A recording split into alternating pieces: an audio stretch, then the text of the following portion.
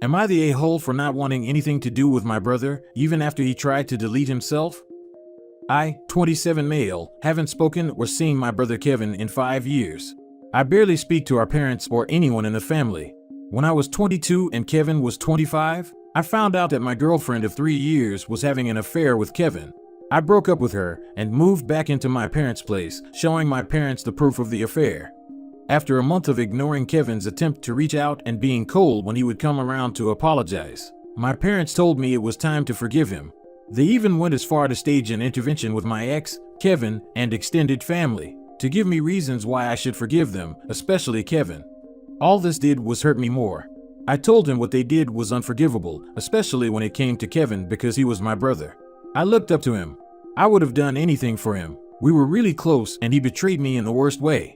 A couple of months after that, I got the chance to get far away from them and took it. I went no contact with Kevin and my parents. For the last couple of months, I've been in contact with a cousin because my grandmother has been having health issues, and it got worse, so I went back to visit her in the hospital. On the way out, I unfortunately ran into Kevin. He wanted to talk, but I pretended I didn't know him and he started to cry saying he was sorry, and he wanted to have a relationship. I told him he must have me mistaken for someone else and left. My cousin then called me later saying Kevin has a really bad mental breakdown about what happened. Apparently ever since I cut contact with him, his mental health has declined a lot. Then my parents called me and begged me to see Kevin. That being there for him would give him a peace of mind. They pressured my cousin into giving them my number. I told them I wasn't gonna do that. Mom started crying saying she wanted her family back, that she wanted her sons being close again. I told her that Kevin, her and Dad ruined that I didn't care about them anymore. My dad then asked if we all sat down, talked, and apologized for all the hurt we caused each other, that things could be the way they were before. I said I didn't want to talk, and I have nothing to apologize for. The next day my dad called, and I could tell he was crying. He said Kevin tried swallowing a bunch of pills. Apparently, they told Kevin what I said, and it pushed him over the edge. My parents found him in time, and now he's in the hospital. They think I can make his mental health better if I just have a relationship with him again, but I don't want one. I don't feel it's fair to put his mental health on me. I don't even know how I would even help him, when every time I think of him all I feel is rage, hurt, and betrayal. He's my brother, but I just don't want nothing to do with him. So am I the a-hole for not wanting anything to do with my brother? Not the a-hole. Just needing a clarification. Are they still together? They dated a year after I left, but broke up because my grandparents and some other family members crucified them.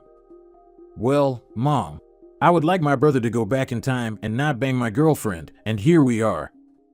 There are 3 girls in my family, and our biological father pulled a disappearing act when the youngest was 1. At my grandfather's funeral, the sperm donor asked her how could he make things right with her. Her response was, build a time machine, travel back to the 70s, and be a decent father. It blows my mind that parents can be cold and heartless enough to abandon their kids. For a while I wanted to eat myself, and the main reason I didn't was because I couldn't do that to my dog. The thought of him not knowing where I went / thinking I just abandoned him and condemning him to spend the rest of his life with my brother was enough for me to keep going. So I just can't fathom how people can just abandon their human children like that. It's psychotic. Not the a-hole. He knew what he was doing and did it anyway. And the fact that he is your brother makes this betrayal on steroids. One thought though, don't let it make you bitter. The best revenge is living a good life. Kevin did this in a subconscious way to guilt Opie into forgiving him, I'll bet. Not the a-hole. Kevin has issues and none of them were caused by you. I can't imagine that having parents who think, let's all apologize to each other, is an appropriate response to a scenario in which one person is very clearly wrong, and the other has been hurt has helped him much. The heck is that nonsense? Not the a-hole. My father's brother slept with the person who gave birth to me, and it tore my paternal family apart. I grew up never knowing my cousins or aunts until I was an adult and Facebook was around. 7 years ago, my father's brother found out he had cancer and my aunts told my dad. He didn't care, he never spoke to him again. He died a year or so ago, and my dad has 0 regrets. Some hurts are just too deep, and the people who never hurt you are your true family. My father's brother's kids, however, didn't do anything. And after he died and my cousins reached out, my father was there for them. It's up to you what you want to do. I believe that if your family hurts you, then they aren't family anymore. F. Kevin. F Uncle Gary, and F my piece of trash mom. Am I the a-hole for refusing to acknowledge her paternity claims? I was once in a long-term relationship with my ex for about 4 years. Our relationship was great. We didn't fight or argue a lot, and she was very supportive. However, towards the end of the relationship, I felt like she was hiding something from me that I couldn't quite put my finger on. I was scheduled to move to a new city, so we had planned on having a long-distance relationship.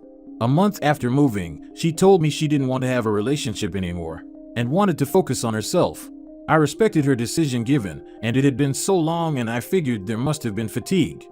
After this, her communication became erratic, and I figured it was probably her way of keeping distance. A month later, she changed completely and was back to communicating how we used to, even promising she'd make an effort to visit. Then one day, while having a hearty conversation, she informed me she had something she had to confess. She not only told me she had been unfaithful, but was also expectant with the guy's child.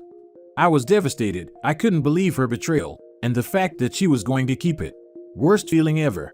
I tried to get answers, but at some point she started painting me as the villain.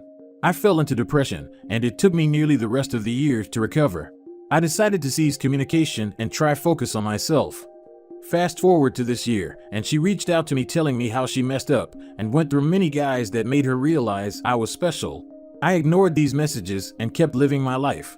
However, she kept hitting me up asking if we could speak about something important. My current girlfriend advised I should hear her out, given that she had already started contacting my uni friends to reach me. I agreed to speak to her, and she dropped a bombshell on me. She said I was the father to her child, and that she didn't tell me then, because according to her, I wasn't ready. I told her that I didn't believe her, and that she should continue on the path she chose. I proceeded to block her on all social media. Am I the a-hole for now wanting to follow up on her claims? Not the a-hole. You needed time to process things. Don't promise a thing, simply offer to take a DNA test and go from there. If she is serious or thinks there is a chance, then she'll agree to it. Verify first before allowing her toxicity back into your life. Problem is we are in different countries, so I'm thinking the logistics will be hectic. It's the modern age, my man. A quick Google search for parental test different countries yielded results. An extra hurdle for sure, but one that is worth it. You have no reason to trust her. I just don't get it. Why now? I feel like it's a ploy to get back with me, especially after things didn't work out with the other guy. That's why you need a DNA test. Not taking it jeopardizes your current relationship. Just do it, and put this behind you. She's lying to you, and is back in the front of your head. Not the a-hole. Not the a-hole. Make your ex do the legwork of getting you to submit to a paternity test to determine if the kid is really yours, which will be incredibly difficult if you're now in different countries. I suspect what happened is that the real father ditched your ex and wants nothing to do with her, and now she's casting about for someone to support her kid. I've been thinking the same thing, because why wait almost 5 years to tell me? I think she should make the effort if it is indeed true. Am I the a-hole for refusing to move in with my long-term girlfriend until our intimate life improves? Backstory. So this one may require some backstory to build up to the big argument which happened a few days ago. I, 23 male, have been with my Janine, 23 female, for 8 years now. We began as school sweethearts and have had our ups and downs, but for the most part, have been a very happy couple for that whole time.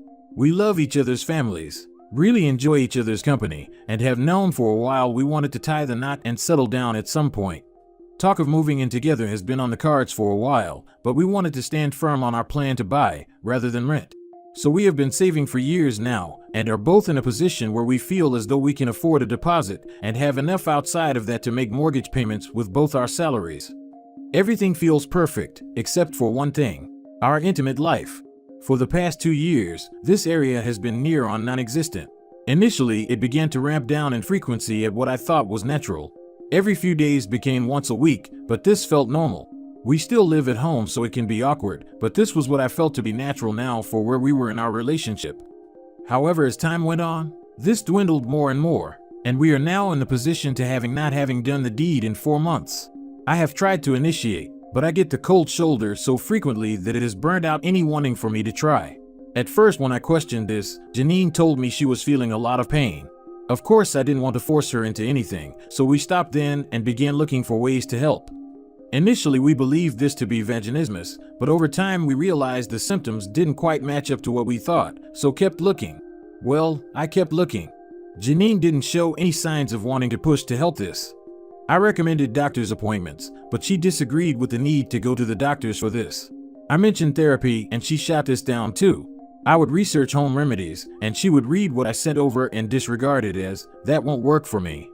Initially, with the pain, we settled on performing different acts that required no penetration, but this did not last long.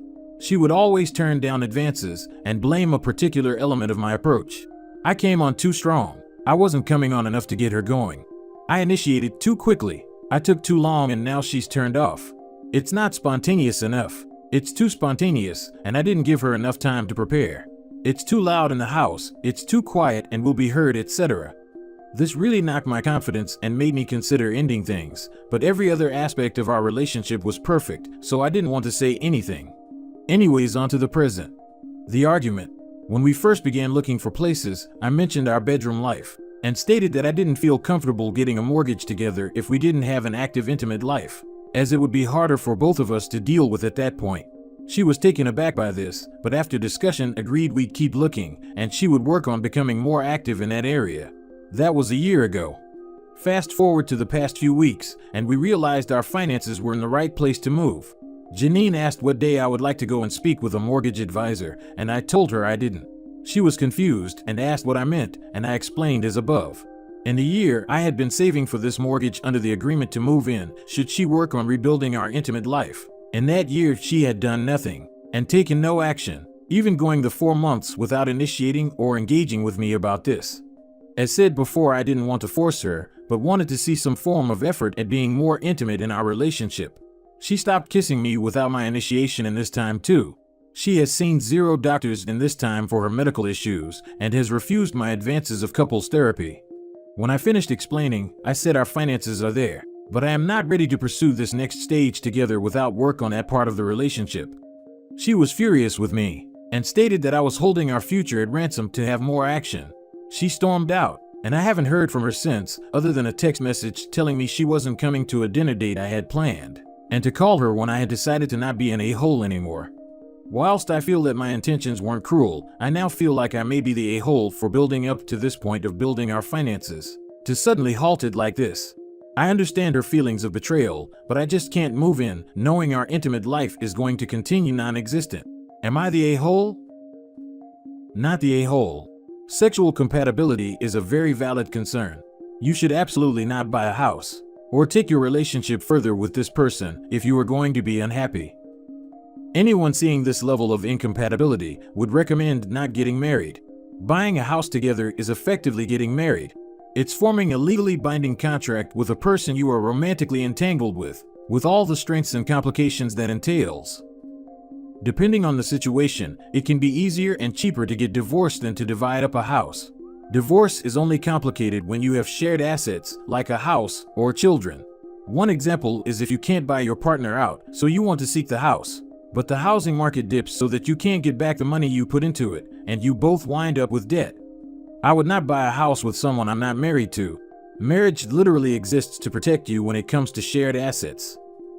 If she's not willing to see a doctor or get therapy or at least try, and keeps putting all the blame on you, then why even continue the relationship? Incompatibility can be a death sentence for a relationship. Time to accept you may never sleep with her again, even though you're in a relationship. Or become single. I would choose being single. Take it from someone who purchased a home with someone with an incompatible libido. You will regret it. It's just a matter of when you'll regret it, not if. Also, it sounds like she has been willing in the past to just tell you what you want to hear, in the hopes that you'll stop caring about your intimate life and help her get what she wants, which sounds like she mostly wants to nest up in a house. She has even gone so far as to minimize your romantic needs, with that "call me when you are done being an a-hole" bit, and props up her wants as the important goal in the relationship, not making sure both people are happy. She wants what she wants, and now you are inconveniencing her. Trust me, I was with someone just like that, and if you go along with her, you'll probably end up with a lot of resentments and what feels like wasted years or decades. People like this don't think too deeply on how their attitudes and actions affect others, and will generally feel that it's their intentions that matter, not the outcome of their actions. While on the flip side, your intentions don't mean anything. Just how the outcome of your actions affects her in particular. Jump ship dude.